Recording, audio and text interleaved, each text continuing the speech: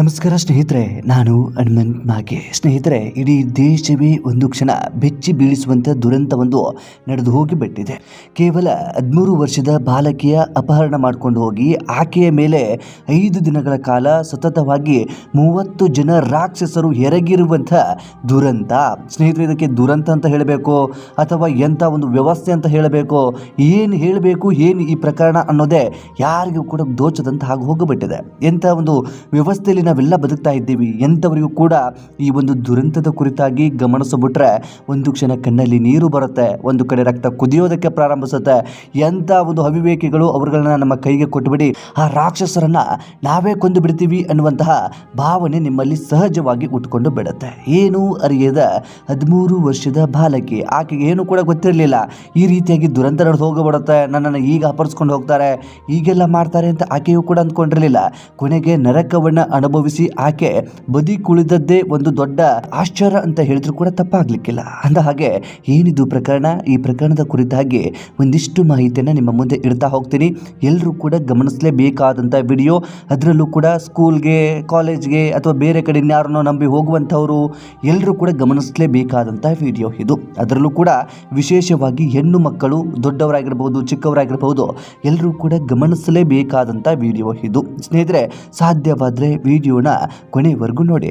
ನೀವೇನಾದರೂ ನಮ್ಮ ಚಾನಲ್ನ ಸಬ್ಸ್ಕ್ರೈಬ್ ಮಾಡಿಕೊಳ್ಳದೆ ವಿಡಿಯೋವನ್ನು ಗಮನಿಸ್ತಾ ಇದ್ದರೆ ಈ ಕೂಡಲೇ ಸಬ್ಸ್ಕ್ರೈಬ್ ಮಾಡಿ ಹಾಗೂ ಬೆಲ್ ಐಕನ್ ಕೂಡ ಕ್ಲಿಕ್ ಮಾಡಿಕೊಳ್ಳಿ. ಸ್ನೇಹಿತರೆ, ರಾಜಸ್ಥಾನದ ಶ್ರೀ ಗಂಗಾನಗರದಲ್ಲಿ 13 ವರ್ಷದ ಅಪ್ರಾಪ್ತ ಬಾಲಕಿಯ ಅಪಹರಣ ಮತ್ತು 5 ದಿನಗಳ ಕಾಲ ಆಕೆಯ ಮೇಲೆ ನಡೆದ ಸಾಮೂಹಿಕ ಅತ್ಯಾಚಾರ ಪ್ರಕರಣ ಇಡೀ ದೇಶವನ್ನೇ ಬೆಚ್ಚಿ ಬೀಳಿಸಿದೆ. ಈ ಪ್ರಕರಣಕ್ಕೆ ಸಂಬಂಧಿಸಿದಂತೆ ಪೊಲೀಸರು ಮತ್ತು ಜಿಲ್ಲಾಡಳಿತ ಕಠಿಣ ಕ್ರಮ ಕೈಗೊಂಡಿದ್ದು, ಪ್ರಮುಖ ಆರೋಪಿಗಳನ್ನು ಬಂಧಿಸುವುದರ ಜೊತೆಗೆ ಅಪರಾಧಕ್ಕೆ ಬಳಸಲಾಗಿರುವಂತಹ ಹೋಟೆಲ್ಗಳನ್ನು ಬುಲ್ಡೋಜರ್ಗಳ ಮೂಲಕ ನೆಲಸಮ ಮಾಡಲಾಗಿದೆ. ಸ್ನೇಹಿತರೆ, ಶಾಲೆಯಿಂದ ಮನೆಗೆ ಮರಳುತ್ತಿದ್ದಂಥ 13 ವರ್ಷದ ಅಪ್ರಾಪ್ತ ಬಾಲಕಿಯನ್ನ ಈ ರಿಕ್ಷಾ ಚಾಲಕ ರಾಂಬಾಬು ಅನ್ನುವಂಥ ವ್ಯಕ್ತಿ, ಇನ್ನೊಂದು ಸಾರಿ ಆ ಒಂದು ಅವಿವೇಕಿ ಅಥವಾ ಆ ರಾಕ್ಷಸನ ಹೆಸರು ನಿಮ್ಮ ಮುಂದೆ ಮತ್ತೊಮ್ಮೆ ನಾನು ಪ್ರಸ್ತಾಪ ಪಡಿಸ್ತೀನಿ, ರಾಂಬಾಬು ಅಂತೇಳಿ. ಆ ಅವಿವೇಕಿ ಏನ್ ಮಾಡ್ತಾನೆ ಅಂತಂದ್ರೆ, ಮನೆಗೆ ಬಿಡುವುದಾಗಿ ನಂಬಿಸಿ ಆ ಒಂದು ಬಾಲಕಿಯನ್ನ ಅಪಹರಿಸಿಕೊಂಡು ಹೋಗ್ತಾನೆ. ನಂತರ ಹಣದಾಸೆಗಾಗಿ ಆಕೆಯನ್ನ ಹೋಟೆಲ್ ಮಾಲೀಕರಿಗೆ ಮಾರಾಟ ಮಾಡ್ತಾನೆ. ಬಾಲಕಿಯನ್ನು 5 ದಿನಗಳ ಕಾಲ ವಿವಿಧ ಹೋಟೆಲ್ಗಳಲ್ಲಿ ಕೂಡಿ ಹಾಕಲಾಗುತ್ತೆ. ಹೋಟೆಲ್ ಸಿಬ್ಬಂದಿ ಮತ್ತು ಹೊರಗಿನ ವ್ಯಕ್ತಿಗಳು ಸೇರಿದಂತೆ ಸುಮಾರು 30ಕ್ಕೂ ಹೆಚ್ಚು ಜನ ಆಕೆಯ ಮೇಲೆ ಲೈಂಗಿಕವಾಗಿ ಎರಗಿ ಬಿಡ್ತಾರೆ. ಇನ್ನು ಬಾಲಕಿ ನಾಪತ್ತೆಯಾಗಿರುವ ಬಗ್ಗೆ ಕುಟುಂಬದಸ್ಥರು ದೂರು ಕೂಡ ನೀಡ್ತಾರೆ. ನಂತರ ರಾಜಸ್ಥಾನ ಪೊಲೀಸರು ಸಿಸಿಟಿವಿ ದೃಶ್ಯಾವಳಿ ಹಾಗೂ ಮೊಬೈಲ್ ಲೊಕೇಶನ್ ಆಧರಿಸಿ ದಾಳಿ ಕೂಡ ನಡೆಸ್ತಾರೆ. ಸ್ನೇಹಿತರೆ, ಅಂದ ಹಾಗೆ ಮುಖ್ಯವಾಗಿ ಅಲ್ಲಿ ಪೊಲೀಸರು ಬೇಗನೆ ಅಲರ್ಟ್ ಆಗೋದಕ್ಕೆ ಒಂದು ಕಾರಣವೂ ಕೂಡ ಇತ್ತು. ಕಾರಣ ಏನು ಅಂತಂದ್ರೆ, ಅದು ಗಡಿ ಜಿಲ್ಲೆ ಆಗಿರುವುದರಿಂದ ಪೊಲೀಸರು ತಕ್ಷಣವೇ ಕಾರ್ಯಪ್ರವೃತ್ತರಾಗ್ತಾರೆ. ಶ್ರೀ ಗಂಗಾನಗರದ ಪೊಲೀಸ್ ವರಿಷ್ಠಾಧಿಕಾರಿ ಅಂದ್ರೆ SP ಹರಿಶಂಕರ್ ಅವರ ನೇತೃತ್ವದಲ್ಲಿ SIT ರಚನೆ ಕೂಡ ಆಗುತ್ತೆ. ಪೊಲೀಸರ ಮುಂದಿದ್ದ ಮೊದಲ ಸವಾಲು ಬಾಲಕಿ ಎಲ್ಲಿ ಹೋದಳು ಎಂಬುದನ್ನ ಪತ್ತೆ ಹಚ್ಚೋದು ಆಗಿರುತ್ತೆ. ಪೊಲೀಸರು ತಕ್ಷಣವೇ ಬಾಲಕಿ ನಾಪತ್ತೆಯಾದ ರಸ್ತೆಯ ಸುತ್ತಮುತ್ತಲಿನ CCTV ದೃಶ್ಯಾವಳಿಗಳನ್ನ ಪರಿಶೀಲನೆ ಕೂಡ ಮಾಡ್ತಾರೆ. 100 ಗಂಟೆಗಳ CCTV ಫುಟೇಜ್ಗಳನ್ನ ಜಾಲ ಮಾಡ್ತಾರೆ. ಆಕೆ ಒಂದು ಈ ರಿಕ್ಷಾವನ್ನ ಹತ್ತಿರುವುದು ಬೆಳಕಿಗೆ ಬರುತ್ತೆ. ಆ ರಿಕ್ಷಾದ ನಂಬರ್ ಮತ್ತು ಚಾಲಕನ ಚಲನವಲನಗಳನ್ನು ಆಧರಿಸಿ ಪೊಲೀಸರು ತನಿಖೆಯನ್ನು ತೀವ್ರಗೊಳಿಸುತ್ತಾರೆ. ಅಷ್ಟೇ ಅಲ್ಲದೆ ಸೈಬರ್ ಕ್ರೈಮ್ ತಂಡದ ಸಹಾಯದೊಂದಿಗೆ ಡಿಜಿಟಲ್ ಫುಟ್ ಪ್ರಿಂಟ್ಗಳು ಮತ್ತು ಮೊಬೈಲ್ ಲೊಕೇಶನ್ ಟ್ರ್ಯಾಕಿಂಗ್ ಮಾಡಲಾಗುತ್ತೆ. ಜೂನ್ 22ರಂದು ಪೊಲೀಸರಿಗೆ ಆಕೆ ಸ್ಥಳೀಯ ಹೋಟೆಲ್ ಒಂದರಲ್ಲಿ ಇದ್ದಾಳೆ ಎಂಬ ಖಚಿತ ಮಾಹಿತಿ ಲಭ್ಯವಾಗುತ್ತೆ. ಮಾಹಿತಿ ಕೂಡ ಸಿಗ್ತಾ ಇದ್ದ ಹಾಗೆ ತಡ ಮಾಡದೆ ಪೊಲೀಸ್ ತಂಡ ಆ ಹೋಟೆಲ್ ಮೇಲೆ ಮಿಂಚಿನ ದಾಳಿ ಕೂಡ ನಡೆಸುತ್ತೆ. ಅತ್ಯಂತ ಜಾಗರೂಕತೆಯಿಂದ ಬಾಲಕಿಯನ್ನ ಕಾಮುಕರ ಕೈಯಿಂದ ರಕ್ಷಣೆ ಕೂಡ ಮಾಡಲಾಗುತ್ತೆ. ಆದರೆ ರಕ್ಷಣೆ ಮಾಡುವಾಗ ಆಕೆ ದೈಹಿಕವಾಗಿ ಮತ್ತು ಮಾನಸಿಕವಾಗಿ ಸಂಪೂರ್ಣವಾಗಿ ಧೃತಿಗೆಟ್ಟಿದ್ದಾಳೆ ಅನ್ನುವಂಥದ್ದು ಸ್ಪಷ್ಟವಾಗಿ ಅಧಿಕಾರಿಗಳಿಗೆ ಗೊತ್ತಾಗುತ್ತೆ. ನಂತರ ಬಾಲಕಿಯ ರಕ್ಷಣೆ ಬೆನ್ನಲ್ಲೇ ಈ ಘಟನೆಯ ಸಂಪೂರ್ಣ ವಿವರಗಳು ಸಾರ್ವಜನಿಕರಿಗೆ ತಿಳಿಯುತ್ತವೆ. ಕೇವಲ 13 ವರ್ಷದ ಬಾಲಕಿಯ ಮೇಲೆ 30ಕ್ಕೂ ಹೆಚ್ಚು ಜನ ಅತ್ಯಾಚಾರ ನಡೆಸಿದ್ದಾರೆ ಎಂಬ ಸುದ್ದಿ ಕಿಚ್ಚಿನಂತೆ ಹರಡೋದಕ್ಕೆ ಪ್ರಾರಂಭಿಸುತ್ತೆ. ಇಡೀ ಶ್ರೀ ಗಂಗಾನಗರ ಜಿಲ್ಲೆ ಮಾತ್ರವಲ್ಲದೆ ಇಡೀ ರಾಜಸ್ಥಾನ್ ರಾಜ್ಯವೇ ಆಕ್ರೋಶದಿಂದ ಬೀದಿಗೆ ಹೇಳುತ್ತೆ. ಸ್ಥಳೀಯ ಸಂಘಟನೆಗಳು, ಮಹಿಳಾ ಹೋರಾಟಗಾರರು ಮತ್ತು ಸಾರ್ವಜನಿಕರು ಆರೋಪಿಗಳಿಗೆ ಕಠಿಣ ಶಿಕ್ಷೆ ಆಗಬೇಕು ಹಾಗೂ ಇಂತಹ ಕೃತ್ಯಕ್ಕೆ ಆಶ್ರಯ ನೀಡಿದ ಹೋಟೆಲ್ಗಳನ್ನು ಮುಚ್ಚಬೇಕು ಎಂದು ಆಗ್ರಹಿಸಿ ಬೃಹತ್ ಪ್ರತಿಭಟನೆಯನ್ನು ಕೂಡ ನಡೆಸುತ್ತಾರೆ. ಸಾರ್ವಜನಿಕ ಆಕ್ರೋಶ ತೀವ್ರವಾಗ್ತಾ ಇದ್ದ ಹಾಗೆ ಪೊಲೀಸರು ಆರೋಪಿಗಳಿಗೆ ಆರೋಪಿಗಳಿಗೆ ಬಲೆ ಬೀಸ್ತಾರೆ, ಕಟ್ಟುನಿಟ್ಟಿನ ಕ್ರಮ ಕೂಡ ಕೈಗೊಳ್ಳುತ್ತಾರೆ. ಪೊಲೀಸ್ ವರಿಷ್ಠಾಧಿಕಾರಿ ಹರಿಶಂಕರ್ ಅವರ ಹೇಳಿಕೆಯ ಪ್ರಕಾರ ತನಿಖೆಯ ಮೊದಲ ಹಂತದಲ್ಲೇ ಪ್ರಮುಖ ಆರೋಪಿ ಈ ರಿಕ್ಷಾ ಚಾಲಕ ರಾಂಬಾಬುನನ್ನ ಬಂಧಿಸಲಾಗಿದೆ. ಆತ ನೀಡಿದ ಮಾಹಿತಿಯ ಆಧಾರದ ಮೇಲೆ ಹೋಟೆಲ್ ಮಾಲೀಕರು, ಮ್ಯಾನೇಜರ್ಗಳು ಮತ್ತು ಅತ್ಯಾಚಾರದಲ್ಲಿ ನೇರವಾಗಿ ಭಾಗಿಯಾಗಿದ್ದ ಕಟುಕರು ಸೇರಿದಂತೆ ಒಟ್ಟು ಇಲ್ಲಿಯವರೆಗೂ 14 ಜನರನ್ನ ಪೊಲೀಸರು ತಕ್ಷಣವೇ ಜೈಲಿಗೆ ಕಟ್ಟಿದ್ದಾರೆ. ಬಂಧಿತರ ಮೇಲೆ ಅತ್ಯಂತ ಕಠಿಣವಾದ POCSO ಪ್ರಕರಣವನ್ನ ಅಥವಾ ಆ ಒಂದು ಕಾಯ್ದೆಯಡಿ ಇದೀಗ ದೂರು ಕೂಡ ದಾಖಲಾಗಿದೆ. ಗಂಭೀರ ಸೆಕ್ಷನ್ಗಳ ಅಡಿಯಲ್ಲಿ ಪ್ರಕರಣಗಳನ್ನು ದಾಖಲಿಸಲಾಗಿದೆ. ಆದರೆ ಈ ಜಾಲದ ಹಿಂದೆ ಇನ್ನೂ ಹಲವು ಜನರಿದ್ದಾರೆ ಎಂಬುದು ಪೊಲೀಸರಿಗೆ ಖಾತ್ರಿಯಾಗಿರುವ ಕಾರಣದಿಂದಾಗಿ ಒಟ್ಟು 32ಕ್ಕೂ ಹೆಚ್ಚು ಜನ ಈ ಕೃತ್ಯದಲ್ಲಿ ಭಾಗಿಯಾಗಿರುವಂತಹ ಶಂಕೆಯೂ ಕೂಡ ಪೊಲೀಸರಿಗೆ ಪತ್ತೆ ಆಗಿದೆ.